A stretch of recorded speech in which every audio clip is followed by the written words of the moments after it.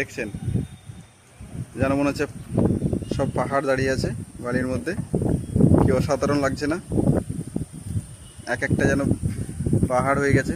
কাছে গিয়ে দেখাচ্ছে, এই যে দেখছেন কি সুন্দর লাগছে সব বৃষ্টিতে। উনি যেন তৈরি করে হয়েছে একদম হাতে। দেখছেন অ্যাকচুয়ালি এটা কি স্তূপ, যে সাইডে বালি আছে, বালি রাখা হয়েছে কনস্ট্রাকশন সাইটে। তো সেই সাইটে বালির স্তূপের মধ্যে এটা এত সুন্দর, যেন কাছ থেকে দেখাচ্ছি। এই যে